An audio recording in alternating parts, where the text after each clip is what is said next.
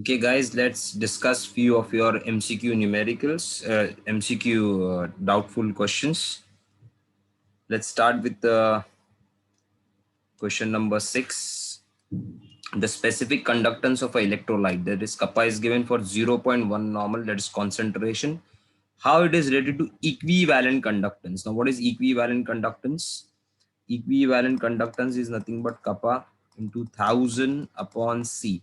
So kappa into 1000 upon concentration is 0.1. So it becomes what? Kappa into 10 raised to 4, then 1000.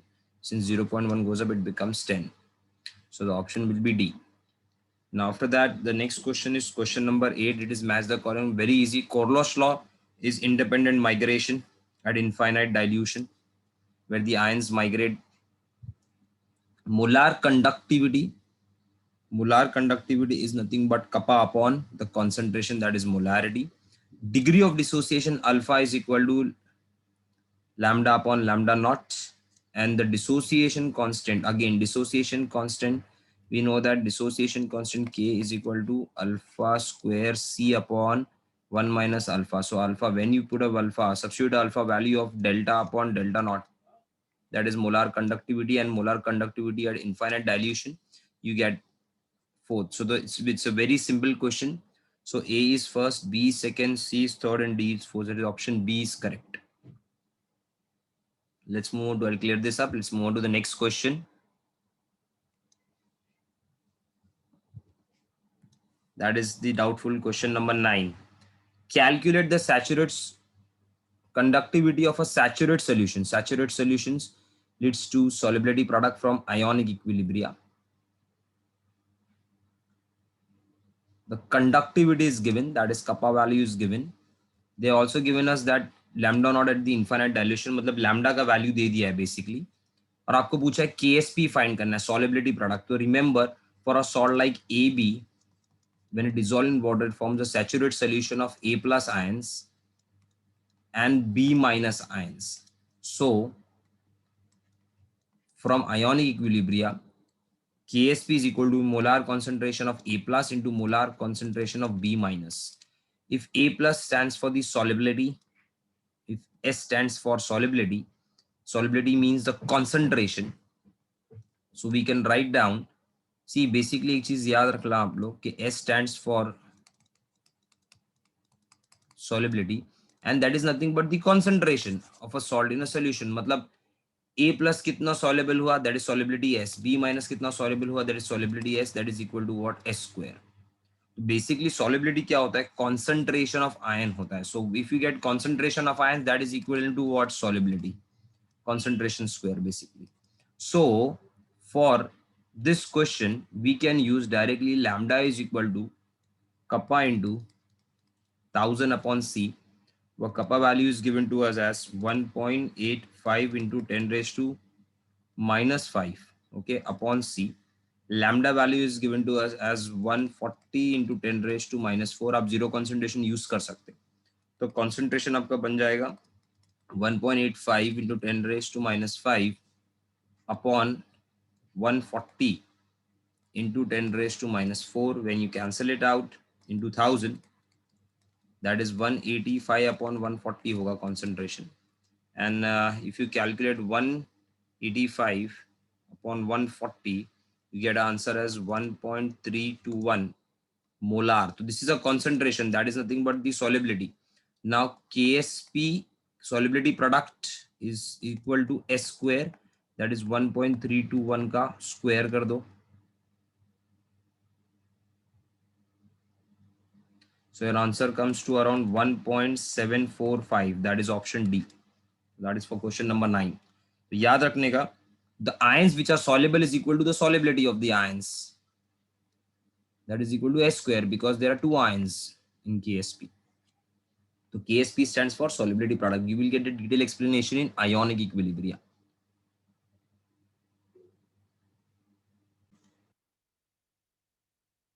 Okay, let's start with question number 13.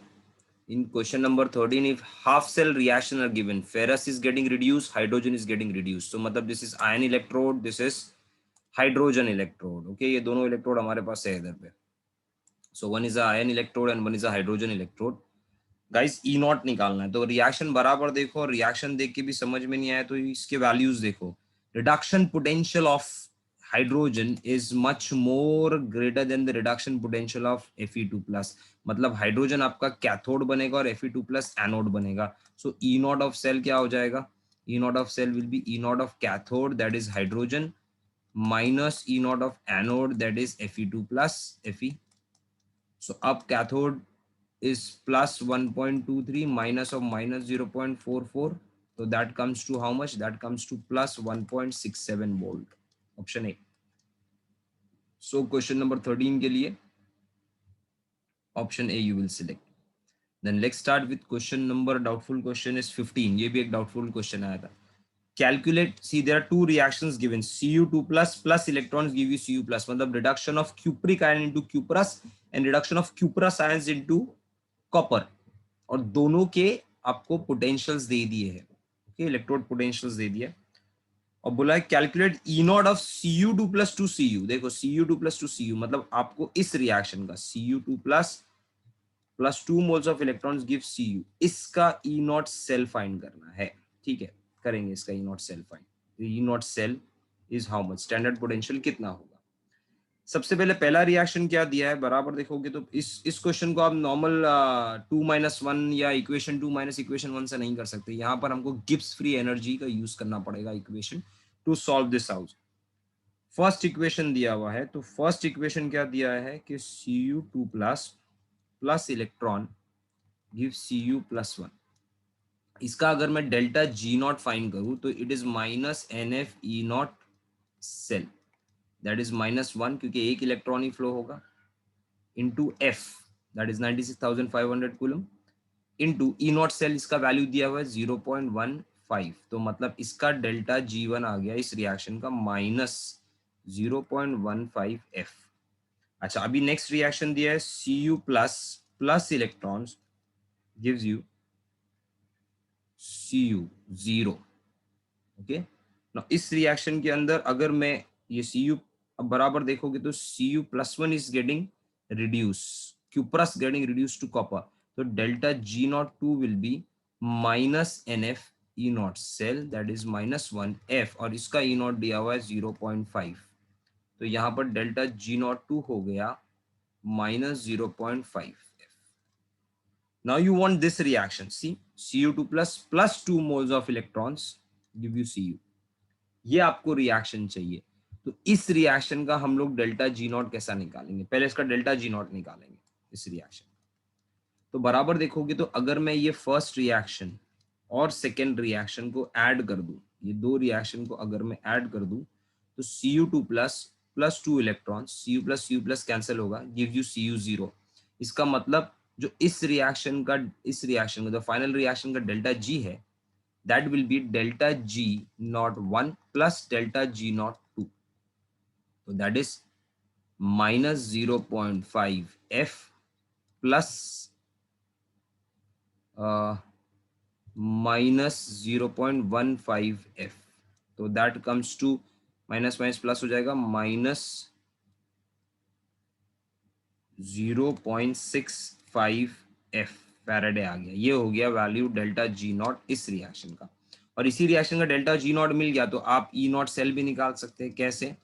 Simple है, that delta G0 is equal to -NF E naught cell, तो यहाँ पर delta G0 आएगा -0.65 minus NF E naught cell, minus minus cancel हो जाएगा, ठीक है। F भी था इधर पे 65F था, तो F और F भी आप कैंसिल करोगे तो बचा N is the number of flow of electrons. So when you analyze, the E naught cell will be equal to 0.65 upon N is the total number of moles of electron flowed, so that is 0.65। इस reaction में 2 moles of electrons है, तो divide by 2 करोगे तो answer आएगा 0.325 volt, that is option C for question number 15। तो ये delta G0 से निकलेगा, okay guys, I'll clear this up।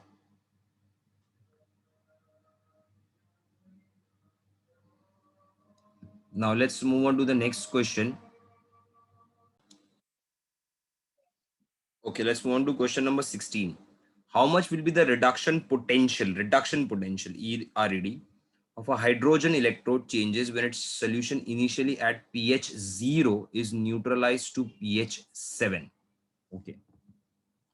So what is pH basically? So pH क्या होता है? From ionic equilibria, pH is minus log to the base 10 of H plus ions concentration. Okay, this is the pH value.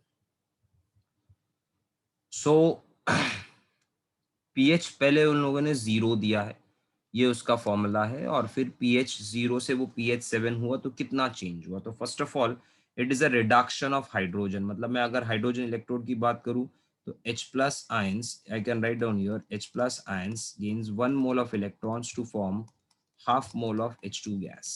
Suppose the gas is at 1 atm. So we can write down for this reaction, we can write down the reduction potential of hydrogen will be equal to the standard reduction potential of hydrogen, that is of course 0. If you remember, arbitrarily taken as 0, the SHE ka value, standard hydrogen electrode, minus at 298 Kelvin it is 0.059 upon n log to the base 10. Okay, now this is hydrogen pure 1 atm, तो 1 आ जाएगा upon right hand side upon LHS. LHS क्या है? H plus ions. Okay, so this is the H plus ions basically I'm writing here.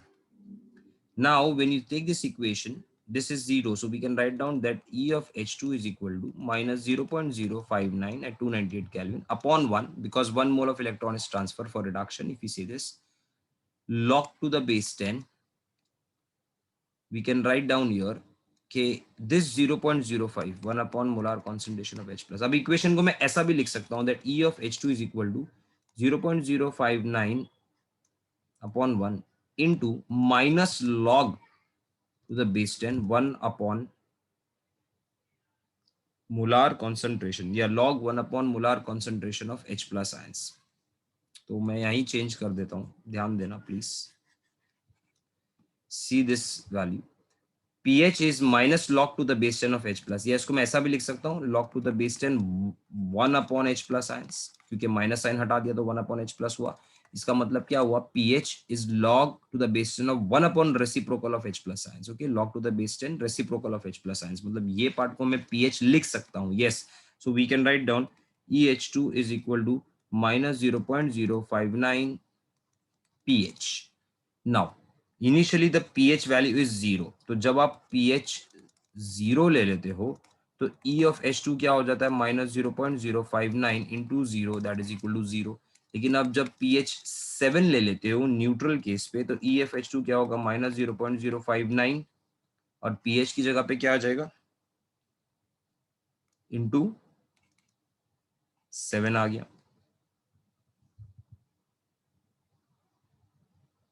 Okay, so now अगर मैं 7 से multiply कर दूं तो 7 9 जा 63, 7 5 जा 35 प्लस 6 41 पॉइंट, तो माइनस 0.413, मतलब माइनस हो रहा है, मतलब कम होते जा रहा है, मतलब डिक्रीज बाय 0.41 मोल, 0.41 मोल से डिक्रीज हो रहा है. That is question number 16 using the simple formula of pH and substituting here to get a pH equation with the potential equation. Okay, I'll clear this up.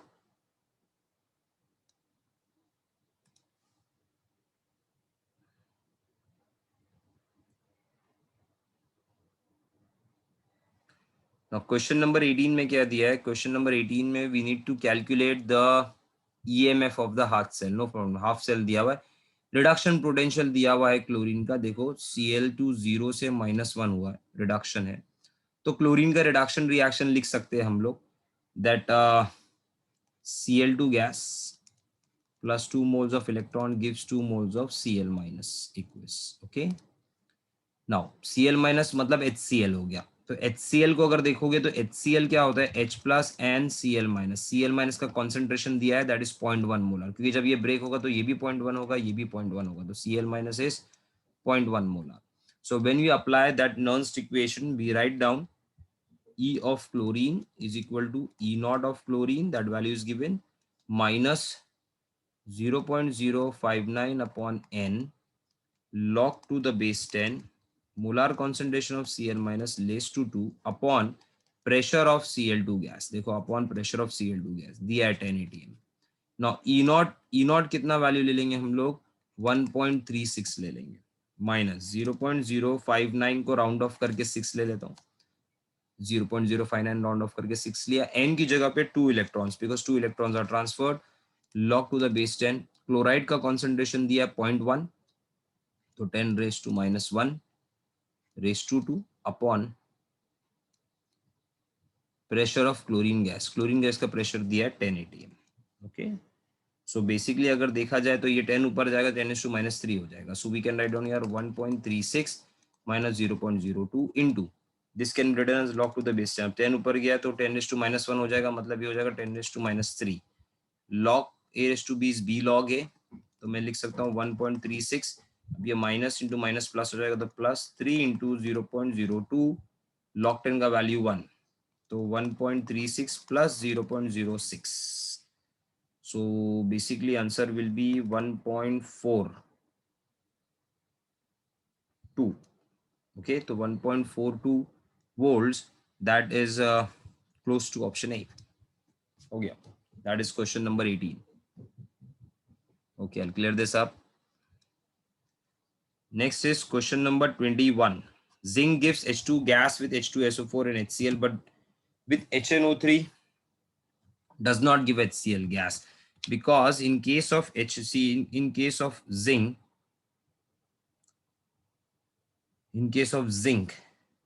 when it is added to HCl it will form ZnCl2 liberates H2 gas zinc 0 से +2 होता है hydrogen +1 से 0 होता है ऐसा क्यों होता है बिकॉज हाइड्रोजन का रिडक्शन पोटेंशियल 0 वोल्ट होता है और जिंक का रिडक्शन पोटेंशियल जो है -0.73 तो अब सोचने वाली बात यह है कि जिंक और हाइड्रोजन में से रिडक्शन में कौन जाएगा तो ऑब्वियसली H+ जाएगा because it has a greater reduction potential so that is the reason when you add a zinc metal to HCl zinc will undergo oxidation because of less reduction potential it will undergo oxidation with less SRP and it is more SRP so it will undergo reduction definitely with more SRP it will undergo reduction to form H2 gas but वही zinc आप HNO3 में डालते हो तो H+ और NO3 minus होता है तो instead of this zinc undergoing oxidation nitrates undergo oxidation वो चले जाता है okay so here in sorry what I'm saying instead of zinc undergoing this thing H+ undergoing reduction sorry guys see instead of this H+ undergoing reduction nitrate prefers to undergo a reduction ये reduction में चले जाता है और reduction में जाने के बाद देखो NO3 है NO3 पे नाइट्रोजन का चार्ज अगर आप निकालोगे तो +5 होता है तो ये +5 से +4 भी हो सकता है NO2 गैस बनने के लिए तो +4 मतलब रिडक्शन NO2 गैस बनने के लिए तो instead of H+ undergoing reduction nitrate ions undergoes reduction so that is the reason zinc HCl में डालोगे तो H2 गैस मिलेगा बट HNO3 में डालोगे तो नहीं होगा बिकॉज नाइट्रेट आयंस वहां पर रिडक्शन में जाते हैं मतलब वहां पर नाइट्रोजन रिडक्शन में जाता है जो +5 से कन्वर्ट हो जाता है +4 into NO2 okay so that is the reason for 21 फिर उसके बाद में the next question is 22 what is the electrode potential in volt 0.1 molar NI दिया है ओके सिंपल है तो नॉन्स इक्वेशन अप्लाई करना है simple that is E of NI is equal to E0 of NI 2 plus NI minus 0.059 upon N जिसको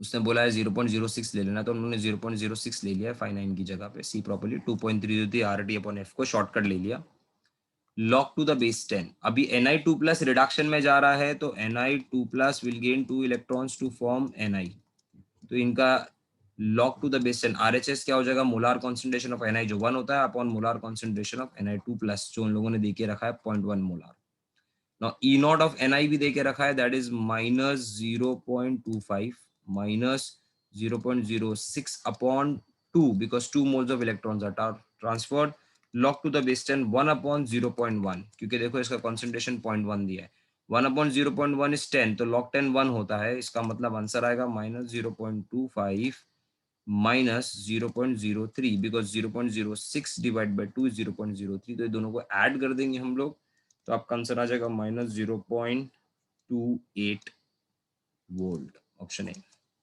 simple.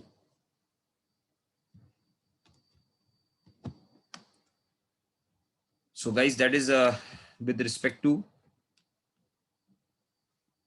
question 22. I'll clear this up. Okay, next question is question number 23.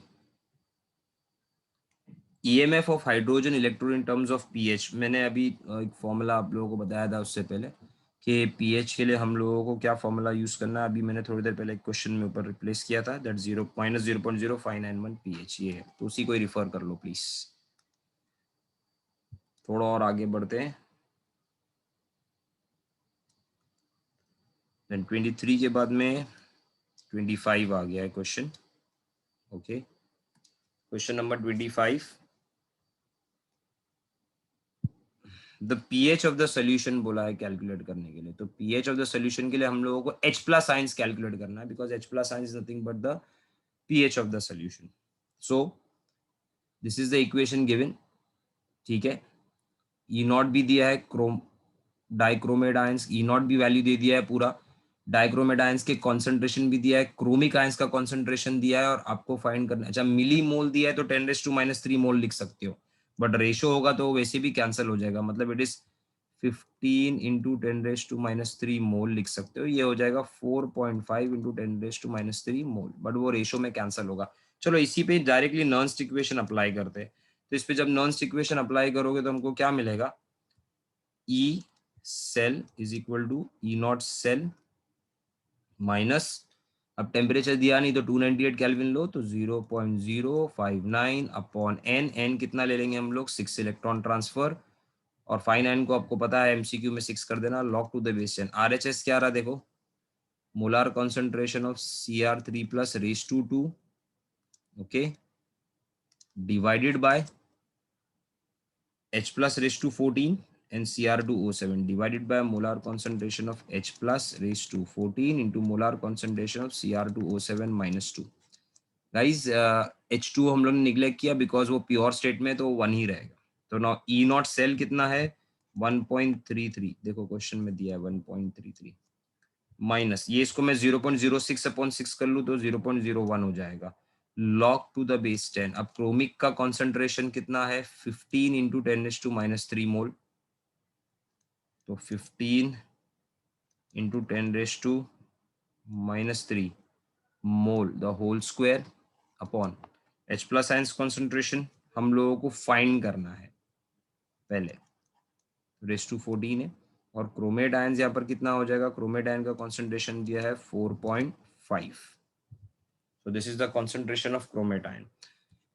okay, now E cell, अब E cell का भी value दिया है वो भी हम लोग यहाँ सब्स्टिट्यूट कर देंगे, दैट इज 1.06। सो ये सब जो कैलकुलेट कर लोगे तो कैलकुलेट करने के बाद तुमको एक H प्लस का वैल्यू मिलेगा and that H plus value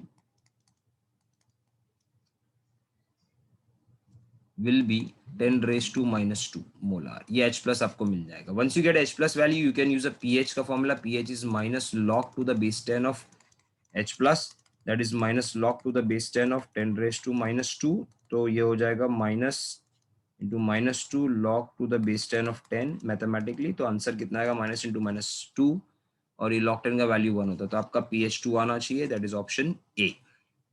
okay guys, I'll clear this up for question 25।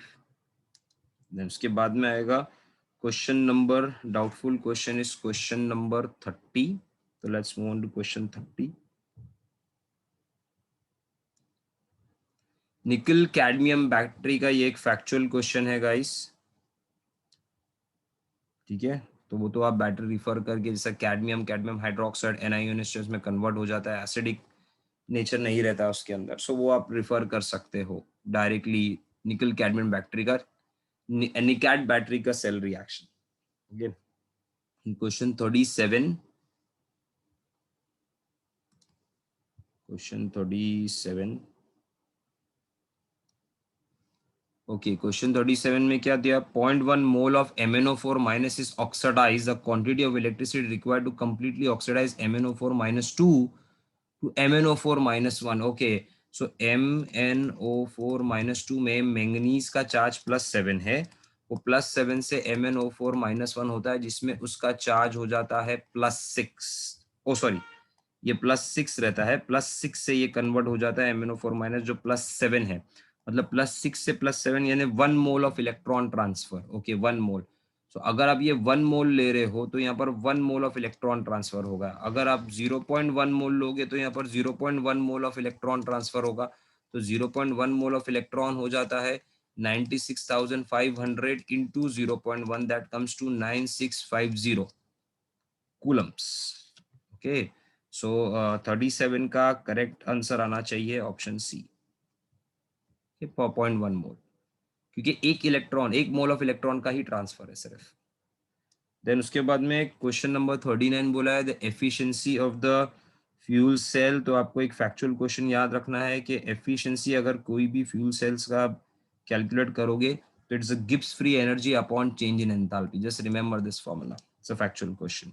मतलब अगर कभी कैलकुलेट करने बोला तो गिब्स फ्री एनर्जी फाइंड करो, उसका हीट ऑफ द रिएक्शन उससे डिवाइड करो, डिवाइड करने के बाद you will get a value and that value is nothing but the efficiency of a fuel cell. So question number 39 के लिए ऑप्शन सी आएगा।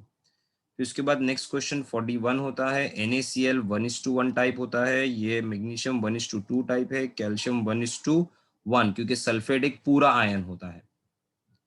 ओके सो 41 में उन लोगों ने कहा है ऑप्शन ए करेक्ट है, 1:1, 2:1।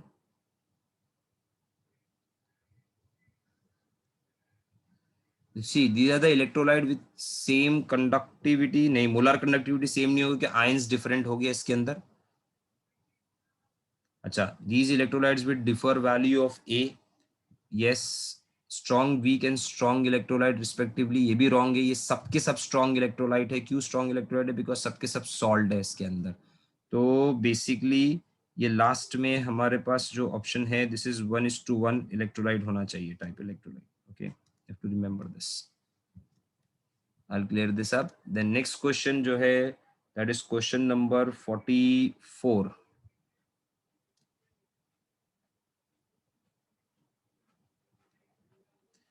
NaBr का कोरलॉश लॉ अप्लाई करना है इसमें हम लोगों को। सो NaBr कब मिलेगा? जब Na और Br यूनाइट हो गए। तो इसके अंदर देखो NaCl प्लस KBr दिया, तो Cl और K को भी यूनाइट किया, वो हमको नहीं चाहिए। यहाँ पर देखो Na को यूनाइट किया है Br से और KCl को देखो सब्ट्रैक्ट कर दिया, तो K और Cl तो वैसे ही कैंसिल हो गए, मतलब you will get NaBr। So option B is the correct answer for this. Hydroxide तो सी में आ रहा, वो चाहिए ही नहीं हमको, और ये सब्ट्रैक्ट कर दोगे तो कुछ होगा नहीं, Na कैंसिल होगा, तो Cl माइनस Br होगा खाली। So option B is correct in this question number 44 में। 45 पे जाते हैं हम लोग। 45 question 45, okay molar conductivity is given of concentration दिया है, dissociation constant will be how much. Okay so मैंने ये बताया है कि डिसोसिएशन कांस्टेंट कैलकुलेट करने के लिए कैलकुलेट करने के लिए हम लोगों को चाहिए lambda square C upon lambda naught into lambda naught minus lambda. Okay तो लैम्डा वैल्यू C तो उन लोगों ने क्वेश्चन के अंदर देके ही रखा है, दैट इज 0.025, तो यहाँ पर आप आ जाएगा 0.025। लैम्डा स्क्वायर भी दिया है 46.1। लैम्डा नॉट नहीं पता तो याद रखो कि ये क्या है, मीथेनोइक एसिड है। मीथेनोइक एसिड एक एसिड होता है CH3COOH, तो lambda of CH3 sorry lambda naught of CH3COOH will be equal to lambda naught of H plus जो यहाँ से निकलेगा plus lambda naught of CH3COO minus. तो आप ये दो वैल्यूज को ऐड करोगे तो आपको ये लैम्डा नॉट का वैल्यू मिल जाएगा, that is nothing but 349.6 plus 54.6। Okay, तो ये वैल्यू मिल गया, सब्स्टिट्यूट करो जगह पे and you will get the value of के। फिर जो भी के मिलेगा उसको परसेंटेज के में कन्वर्ट करने के लिए के इंटू 100 कर देना। सो आपका 45 का आंसर ए आ जाएगा। Okay, I'll clear this up. Then next is question number 49. Got 49.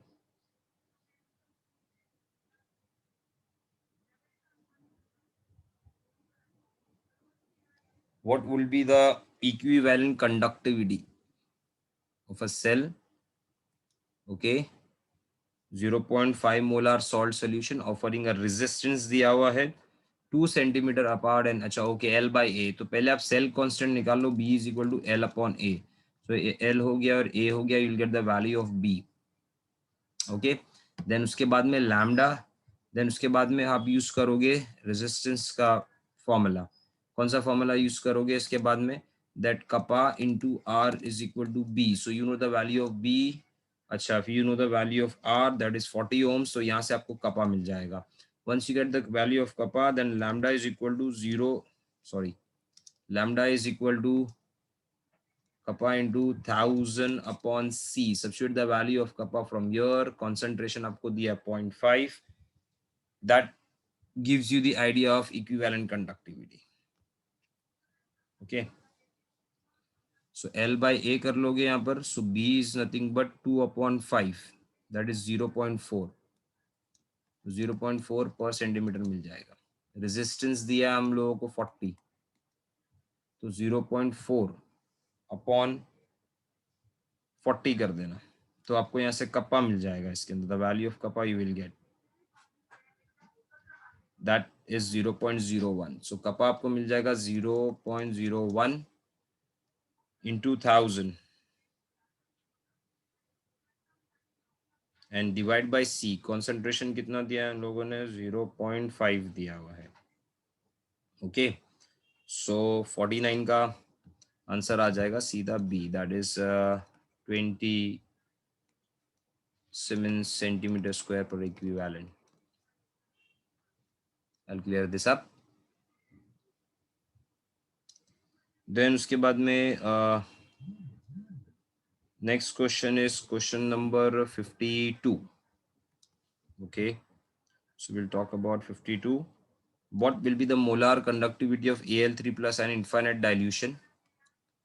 Okay, of Al2SO4 thrice का देखे रखा है, मतलब पूरे मॉलिक्यूल्स का, इफ यू सी प्रॉपरली पूरे मॉलिक्यूल का लैम्डा नॉट देके रखा है, और सल्फेट का आयनिक कंडक्टेंस दिया इनफाइनाइट डायल्यूशन। तो बहुत सिंपल है ये कि lambda naught of Al2SO4 thrice will be equal to lambda not of Al3 plus into 2। why? because वो 2 टाइम है, plus 3 into lambda not of SO4 minus 2। तो ये आपको वैल्यू देके रखा है 858 Al3 प्लस 3 इंटू सल्फेट भी देखेगा 160। तो ये वैल्यू सब्स्टिट्यूट करके आंसर निकाल लेना, बहुत सिंपल है। सो 52 का आपका आंसर आ जाएगा 189 के आसपास। ओके, देन उसके बाद में क्वेश्चन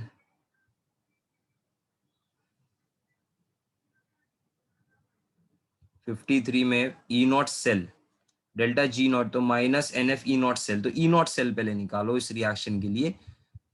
अच्छा, इसमें एन वैल्यू 2 होगा, देखो +2 से 0 हो रहा है और ये 0 से +2 हो रहा है, मतलब 2 इलेक्ट्रॉन ट्रांसफर, तो N2 होगा आपका। तो यहाँ पर हम लोग निकाल लेंगे delta G naught is equal to minus NF E naught cell. But सबसे पहले ई नॉट सेल निकालना है। तो देखो यहाँ पर कॉपर रिड्यूस हो रहा है, ऑक्सीडाइज हो रहा है, तो कॉपर जो हो गया वो कैथोड है और ये क्या है? एनोड है। तो ई नेट सेल क्या होता है? E naught of cathode that is copper minus E naught of anode that is Fe, और N आपका 2 होगा, तो -2 इंटू 96500। अच्छा, कॉपर के लिए वैल्यू है 0.34 माइनस ऑफ माइनस 0.44, तो प्लस 0.44 कर दो, मल्टीप्लाई कर दो, आपका आंसर आ जाएगा इसके अंदर।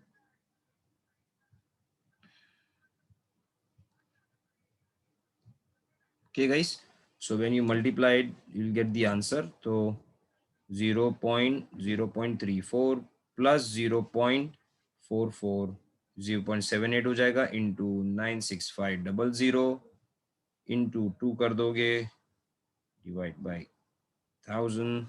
सो आपको कुछ आंसर आपका 150.5 बट माइनस में आना चाहिए तो माइनस 150.5 किलो जूल्स होगा। Okay, need to understand this. Okay, I will clear this up guys. मैं इसको क्लियर कर देता हूँ।